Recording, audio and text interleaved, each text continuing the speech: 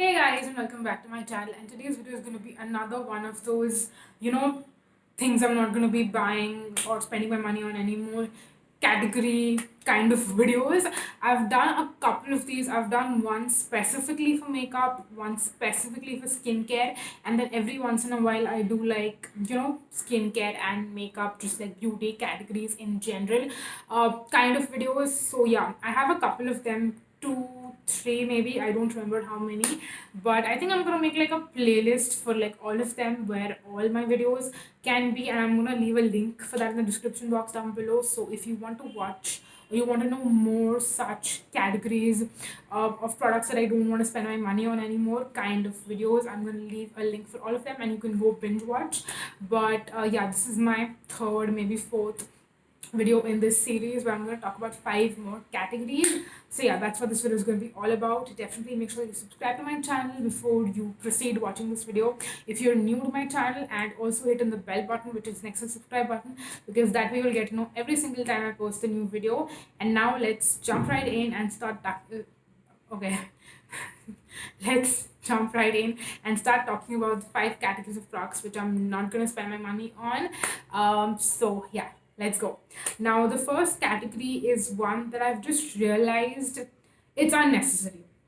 Now I can understand that for some people this might be necessary and it might be a part of their routine for some reason, but for me personally I just think like it's absolutely not necessary, and that is face lotions and emulsions.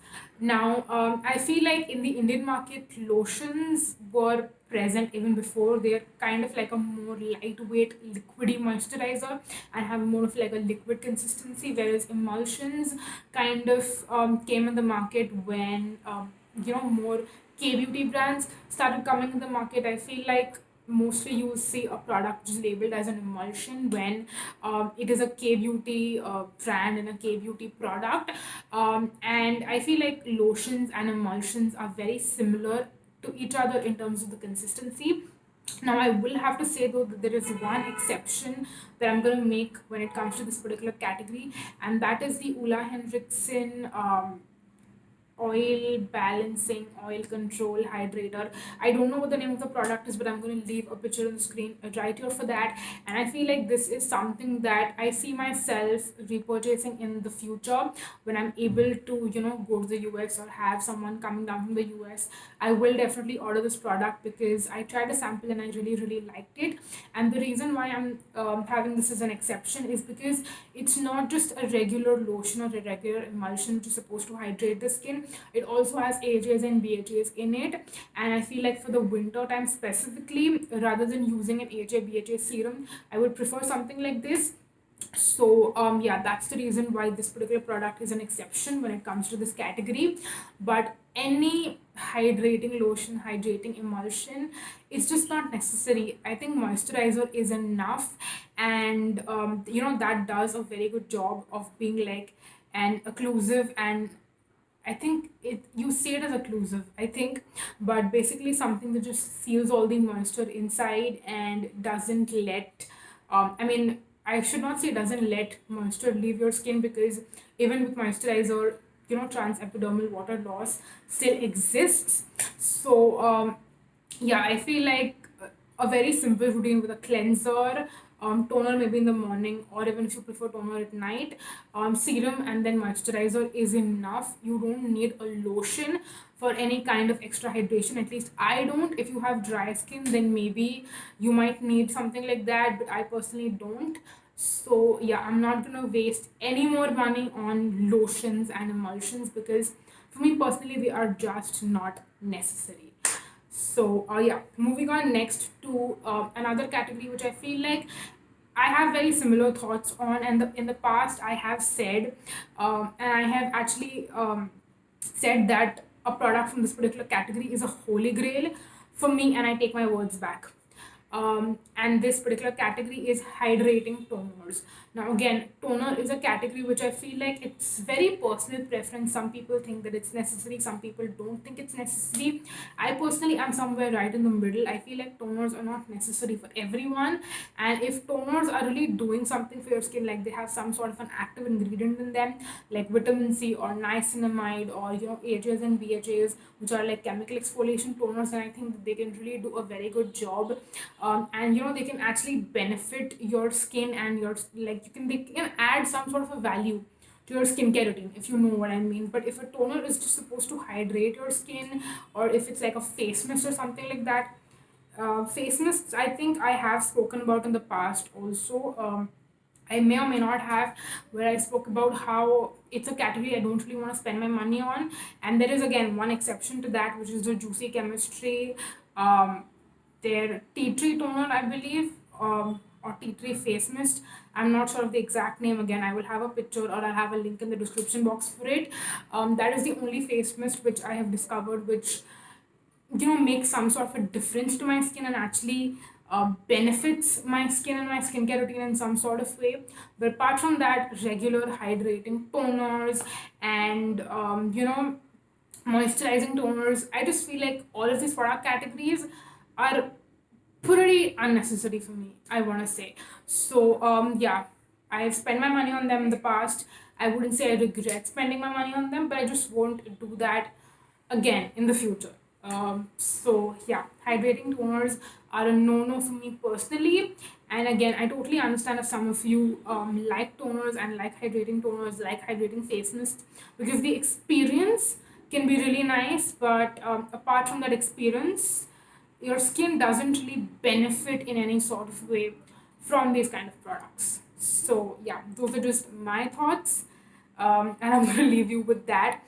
Moving on next to the next category is carbon cleansers. Now, I know I've raved about carbon cleansers for such a long time, and I've always spoken about how, my kind of ideal makeup removal routine would be a carbon cleanser as a first cleanse, and then a micellar water as a second cleanse, to just make sure that there is no residue left.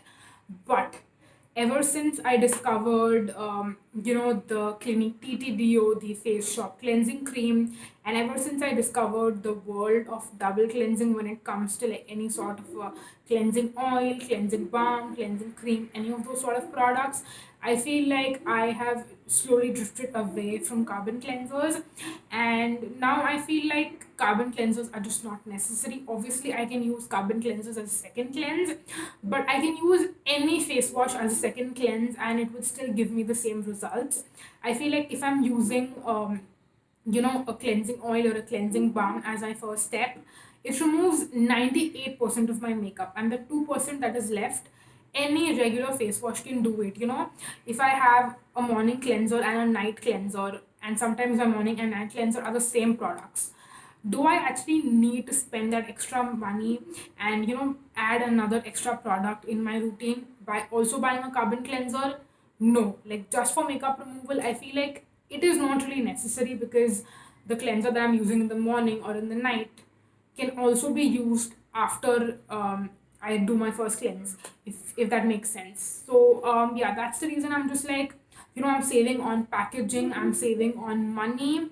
Um, it's just an extra product that is unnecessary. So yeah, even though I've raved about carbon cleansers for a very long time, I feel like at this point in my life, I'm just going to use all the backup carbon cleansers that I have, and then not buy them ever again. So yeah, that was that. Moving on next, these were the three skincare categories. Now we're going to move on to two makeup categories, and the first one is setting spray. Now this is one that I've never ever really used setting sprays. I feel like in the middle, when I saw so many people talk about setting sprays, I was like, I really want to buy an affordable setting spray, try it out and see if it actually makes any sort of difference. And what I noticed is that it was like people hyping it up and people raving about setting spray so much that I wanted to buy a setting spray, because everyone else was using one and owning one, and it was more of like FOMO rather than actual need. So yeah, when it comes to me personally and my makeup, I feel like I have narrowed down this perfect routine which I'm always wearing, which is why in a lot of my videos you see me wearing the exact same makeup. And that is majorly because I'm not someone who experiments a lot with makeup, and I always wear pretty much the same makeup, all the time. So now that I have figured out this routine, I'm so confident that it works for me that I don't really want to experiment much. And I feel like this routine is also a pretty long lasting routine. Like, I know for a lot of people, their makeup fades away and becomes cakey by the end of the day, or their skin becomes super duper oily and their makeup starts melting. Even though I have oily skin, I feel like my makeup does last very well on my skin, and it might definitely like fade away and wear out a little bit, but not to the point where I feel like I need to use a setting spray to make my makeup last longer for me. And I'm also really happy with the finish. Like, I don't want um, a setting spray to mattify my skin, because I feel like the products are already mattifying enough and it's not necessary for any sort of extra mattification. I don't really want a dewy setting spray either, because I feel like I don't like dewy looking skin. I like normal satin to matte finish. So I feel like I don't want to say that these products are gimmicks, but I feel like if you are a model, if you're on camera a lot, like, if you are someone who films a ton of content on a very, very regular basis, and you're constantly on camera and you want your skin to look like super model like, super airbrushed, super amazing, then yeah, maybe a setting spray would do a really great job for you. If your makeup doesn't really last very well on your skin and fades away super quickly throughout the day, then maybe a long lasting setting spray might help you and help your makeup. But for me personally, I just feel like I got into it because of FOMO, but after I try it out, I feel like it's not really that necessary. And at least for me personally, and I'm also sometimes a little bit scared about, spraying like a water sort of a product on my skin, and I feel like I'm scared sometimes that it's going to mess up my makeup. So that's another reason why I just don't tend to gravitate for setting sprays, and I'm just really happy with what my makeup looks like without a setting spray. So yeah, that was that.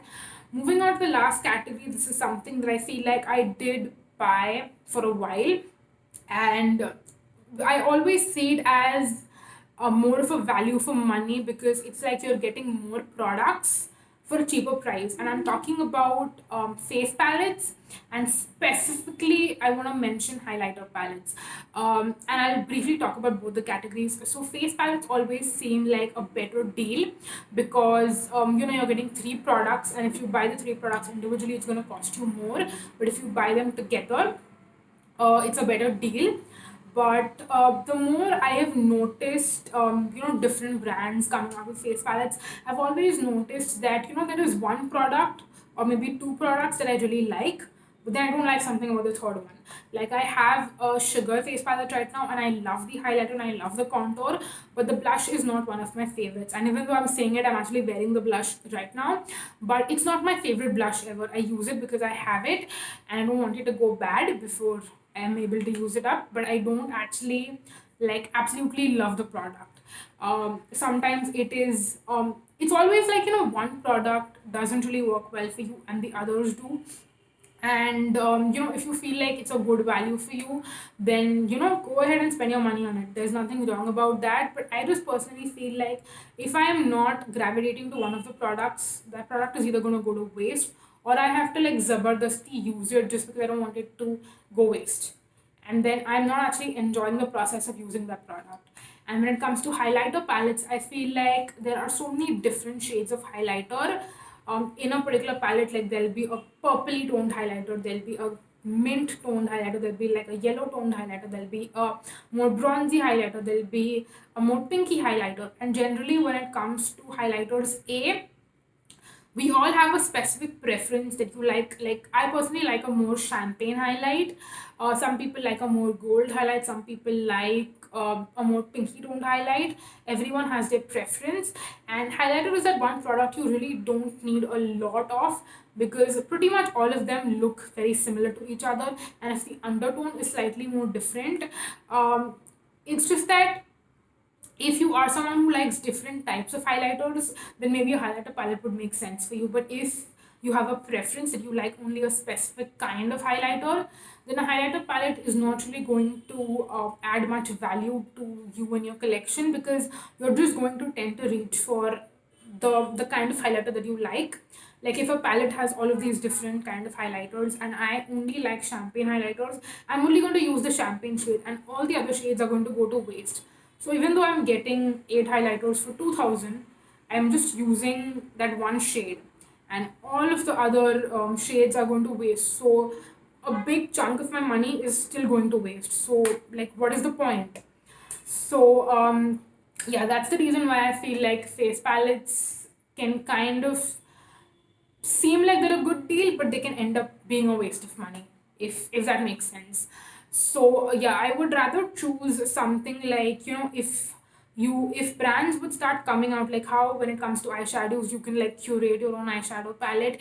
If brands started coming up with a similar concept for face palettes, I think it would be really amazing, because people could have a palette and people could travel with their favorite face products, but those would be face products that they would choose themselves, rather than being given um, pre-curated options, if that makes sense. So yeah, those were 5 categories of makeup products that I personally feel like I'm not gonna buy unless and until there'll be like a specific exception. So yeah, I'm not saying that there won't be exceptions to any of these. There might be exceptions to some of these, but overall in general, I think these are products that you would not see me talk about on my channel, because a lot of them to me are a waste of money. So yeah, that was it. Those were all the product categories I'm not going to spend my money on. I really hope that you found this video helpful, informative. Maybe it gave you some maybe it was like, that flickering bar that gives you like, it's like ting. I don't know, I didn't do a good job of explaining that, but yeah, I really hope that you found this video fun to watch, helpful, informative, etc. And yeah, that is pretty much it for this video. Thank you so much for watching. I'm not gonna make it any further longer. I'm gonna sign off right now. So yeah, I'm gonna see you in my next video. Until then, bye. Bye bye.